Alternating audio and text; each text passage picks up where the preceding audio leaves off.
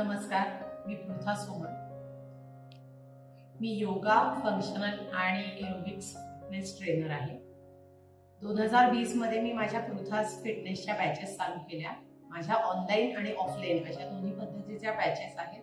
आता मागच्या वर्षीपासून मी माझं पर्सनल ट्रेनिंग पण चालू केलं, त्यामुळे मी 1-on-1 ट्रेनिंग पण घेते. आणि पहिल्यापासूनच म्हणजे बाहेरचे क्लायंट्स आहेत, जसे की अमेरिका, ऑस्ट्रेलिया, युएई, जर्मनी आणि भारतातल्या विविध भागांमधनं माझे क्लायंट्स आहेत.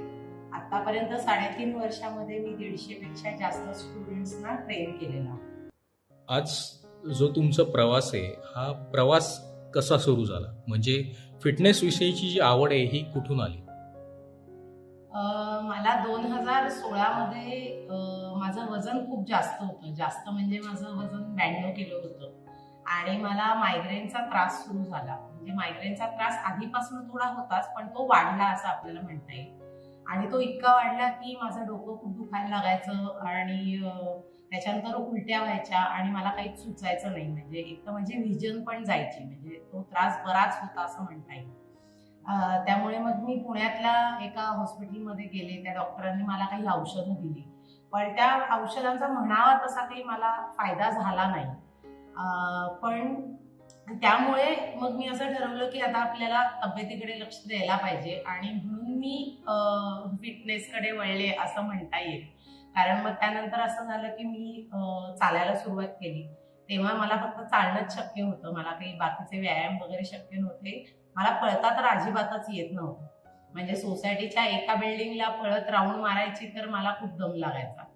आणि मग मी सकाळ संध्याकाळ मिळून असं चालायला सुरुवात केली. सकाळी 3.5-4 किलोमीटर माझं चालणं व्हायचं, संध्याकाळी 3.5-4 किलोमीटर चालणं व्हायचं. त्याच्यामुळे ॲव्हरेज माझं 7 ते 8 किलोमीटर रोज चालणं व्हायचं. मग नंतर असं मी चालू केलं की जाताना एक वन वे मी चालत जायचे, येताना मी स्लो जॉगिंग करत यायला लागले. त्यामुळे मग मला पळता यायला लागलं आणि अशा पद्धतीने 2016 पासून माझा तो फिटनेस कडेचा प्रवास चालू झाला. याचं मूळ कारण ओबेसिटी होतं, त्याच्यामुळे तुम्हाला हे सगळे जे हो. तुम्ही म्हणता की जे तुम्ही फेस केलं? हा, ओबेसिटी नक्कीच होती. म्हणजे माझं वजन माझ्या लग्नाच्या वेळेला सुद्धा जास्तच होतं, पण मूल झाल्यानंतर अजूनच ते डिलिव्हरी नंतर वाढलं आणि वाढत ते कधी 92 पर्यंत पोहोचलं मलाच कळलं नाही. मी ऍक्टिव्ह होते, त्यामुळे तेव्हा तसं मला रिअलाइज झालं नाही की आपलं वजन खूप जास्त आहे आणि आपण ते कमी करायला पाहिजे. पण जेव्हा मला ऍसिडिटी खूप जास्त वाढायला लागली आणि मायग्रेनचा खूप त्रास व्हायला लागला, तेव्हा मात्र माझ्या असं लक्षात आलं की आता इट्स हाय टाइम की आता आपण फॅट लॉस करायला पाहिजे. तुम्ही बेसिकली कोणत्या गोष्टींवर कॉन्सन्ट्रेट केलं? वजन कमी करण्यासाठी तुम्ही तुमच्या आहारात काही बदल केले का? हो, आहारात निश्चितच बदल केले. म्हणजे बाहेरचं मी पूर्ण खाणं बंद केलं होतं. साखर मी पूर्ण कट डाऊन केली असं नाही म्हणणार, पण मी मॅक्झिमम साखर बंद केली होती. स्पेशली हे आपल्याला आवडणारे पदार्थ की वडापाव आहे, समोसा, म्हणजे असे जंक फूड आणि चाट वगैरे ते सगळे पदार्थ मी बंद केले होते. रेस्टॉरंटमध्ये जाणं बंद केलं होतं आणि विदाऊट शुगर मी चहा, कॉफी घ्यायला लागले होते. त्यामुळे साखर मी पूर्णतः बंद केली होती आणि त्याचा फरक पण जाणवायला लागला. पण लहानपणापासून मी जाड असल्यामुळे मला लगेच रिझल्ट मिळाला नाही, कारण माझ्या बॉडीची तशी ठेवण झाली होती लहानपणापासून. पण मी याच्यामध्ये नक्कीच हे म्हणेन की हेरिडेटरी जे लोक म्हणतात ते हेरिडेटरी हे मिथ आहे, असा माझा पर्सनल अनुभव आहे. कारण माझ्या घरात सुद्धा जाडच बॅकग्राऊंड आहे आणि मी पण माझं 7वीतच वजन 54 किलो होतं. त्यामुळे मी लहानपणापासून जरी जाड असले तरीही वजन व्यवस्थित पद्धतीने कमी करता येतं आणि कुठल्याही क्रॅश डाएट न करता शास्त्रीय पद्धतीने वजन कमी करता येतं आणि याच्यावर माझा विश्वास बसतो. आज तुम्ही वजन कमी झाल्यानंतर हा जो प्रवास आहे, या प्रवासामध्ये तुम्हाला कोणत्या कोणत्या गोष्टी महत्त्वाच्या ठरल्या? म्हणजे आहार एक तुम्ही त्याविषयी बोलला, पण व्यायाम हा तुम्ही कुठून सुरुवात केला? त्याचा म्हणजे याचा संकल्पनेचा उदय कुठून झाला, की आपल्याला व्यायाम करायला पाहिजे आणि कोणत्या प्रकारचे व्यायाम केले पाहिजे? बेसिकली जसं मी सांगितलं की मला मायग्रेनचा एवढा त्रास होत होता की दर 2-2 दिवसांनी अटॅक यायला लागल्यानंतर बेसिकली मी खूप घाबरले होते की माझा मुलगा तेव्हा फक्त 2.5 वर्षाचा होता आणि त्यालाही सांभाळणं मला अवघड झालं होतं. कारण जेव्हा उलट्या व्हायला लागायच्या आणि मी पूर्ण ड्रेन आउट व्हायचे तेव्हा मला त्याच्याकडे बघणंही शक्य नसायचं आणि माझे 2-2 दिवस त्यात जायचे आणि तो अटॅक कधीही यायचा. त्यामुळे ती एक सततची भीती होती की आता आपल्याला नेक्स्ट अटॅक कधी येणार आहे. आणि त्याच्यामुळे मी ठरवलं की हे काही खरं नाहीये. म्हणजे औषधांवर किती सस्टेन होणार आणि काय औषधं घ्यायची आणि किती दिवस घ्यायची. त्यामुळे तो विचार आला मनामध्ये की वजन कमी केलं आणि तब्येतीकडे जास्त लक्ष दिलं तर निश्चितच त्याचा फायदा होऊ शकतो. वजन कमी केल्यानंतर आज जे तुम्हाला जे फिलिंग आहे ते काय आहे? म्हणजे बेसिकली आधी जर तुम्हाला एक मानसिक स्थिती वेगळी असेल आणि आजची मानसिक स्थिती वेगळी आहे, ती काय फरक आहे त्याच्यात? वजन कमी केल्यानंतरचं आयुष्य खूपच बदललं असं म्हणता येईल. म्हणजे निश्चितच म्हणजे ज्या आनंदात मी आत्ताचं आयुष्य जगते एवढं आनंदी मी आधी निश्चितच नव्हते. एवढी एनर्जी माझ्यामध्ये निश्चितच नव्हती आणि स्टॅमिना पण नव्हता. म्हणजे आता मी कितीही वेळ काम करू शकते, कितीही क्लासेस माझे घेऊ शकते आणि मला म्हणावं तसं काही दमायला फार होत नाही. घरचीही कामं मी करते आणि क्लासेस पण मी घेते आणि त्याच्यामध्ये कुठेही मला असं वाटत नाही की खूप थकवा आलाय. आणि सगळ्यात महत्वाचा फायदा मला या गोष्टीसाठी झाला की एकतर आजारी मी फार कधी पडलेच नाही. जेव्हापासून माझं ट्रान्सफॉर्मेशन झालंय त्याच्यानंतर फार आजारी मी पडले नाही किंवा बॉडीवर तेवढा इम्पॅक्टच होत नाही. जेव्हा तुमची हेल्थ आतनंच खूप जास्त चांगली इम्प्रूव्ह होते.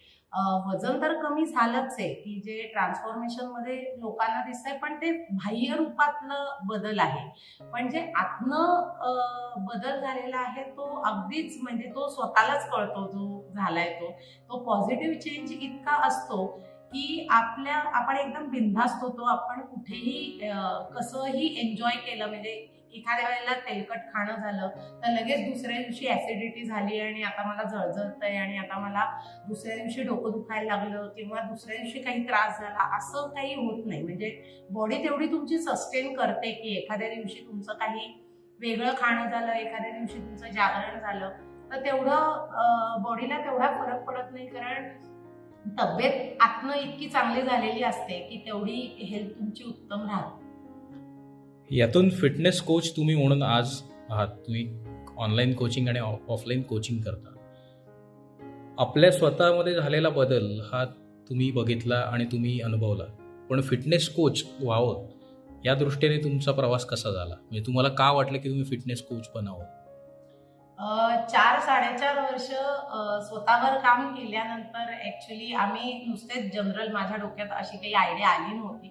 पण माझी मोठी जाऊ आहे आणि माझ्या सासूबाई आहेत. आम्ही बसलेलो निवांत गप्पा मारत असताना त्यांना दोघींनाही असं वाटलं की जर तू एवढं मेहनत करून जर का वजन कमी केलंस किंवा एवढे व्यायाम प्रकार करतेस किंवा एवढं हेल्दी सगळ्या रेसिपीज बनवायला लागलेस तर तुला जसा फायदा झाला तसाच इतरांनाही त्याचा फायदा होऊ दे. कारण हा खूप मोठा आता सध्याचा प्रॉब्लेम आहे ओबेसिटी हा की जो लहान मुलांमध्ये सुद्धा आपल्याला दिसतो. त्यामुळे तो त्यांनाही फायदा होईल. त्यामुळे तशी आयडिया त्यांनी ऍक्च्युली मला ती आयडिया तशी दिली आणि मी ठरवलं की आपण काहीच हरकत नाही की आपण क्लासेस जर का चालू केले तर इतरांनाही त्याचा निश्चितच फायदा होईल. आणि आज तुम्ही कोचिंग करता सो तुमच्याकडे स्टुडंटचं साधारण काउंट किती आहे आणि कोणत्या प्रकारचे स्टुडंट्स तुमच्याकडे येत असतात? 2020 मध्ये मी पृथ्वाज फिटनेस माझे क्लासेस चालू केले. तेव्हा कोविड असल्यामुळे दुर्दैवाने ते ऑनलाईनच चालू करायला लागले. पण त्याचा फायदा असा झाला की फक्त ऑफलाईन क्लासेसला जवळचीच लोक येऊ शकतात. ऑनलाईन क्लासेस असल्यामुळे जगातनं कुठनंही क्लास अटेंड करणारे असे मला क्लायंट्स मिळाले. त्यामुळे सुरुवातीपासूनच अमेरिका, UAE आणि जर्मनीचे क्लायंट्स मला मिळाले आणि त्यांचं वय पण असं ठराविक असं म्हणजे आता वाटेल की फ्लोअर वर्कआउट्स किंवा मी स्ट्रेन ट्रेनिंग घेते किंवा फ्लोअर वर्कआउट्स करते म्हणजे फक्त यंगस्टर्सच क्लासला येऊ शकतात तर असं अजिबात नाहीये. म्हणजे अगदी डे 1 पासून माझ्याकडे 50+ सुद्धा क्लायंट्स आले आणि आतापर्यंत आता 3.5 वर्षामध्ये माझे 150 पेक्षा जास्त क्लायंट्सला मी ट्रेन केलं आहे. तुम्ही ऑनलाईन क्लासेस घेता पण याच्यासाठी तुम्ही काय सर्टिफिकेशन केलेलं आहे का? हो, म्हणजे ऑनलाईन क्लासेस घ्यायच्या आधीच मी पहिलं माझं सर्टिफिकेशन केलं जे एरोबिक्समध्ये केलं महर्षी कर्वे इन्स्टिट्यूटचं. त्याच्यानंतर मी योगासनांसाठीचं सर्टिफिकेशन केलं जे नाशिकचं योग शिबिर आहे त्याचं आणि त्याच्यानंतर मी फंक्शनल ट्रेनिंग केलं जे मी ऑनलाईन केलं. जे US ची एक कंपनी आहे आणि ज्याचं मी ऑनलाईन असं ट्रेनिंग केलं, त्यामुळे त्याचंही एक सर्टिफिकेशन झालं, जे मिक्स वर्कआउट ज्याचे मी क्लासेस घेते, त्यामुळे अशी माझी 3 सर्टिफिकेशन झाली.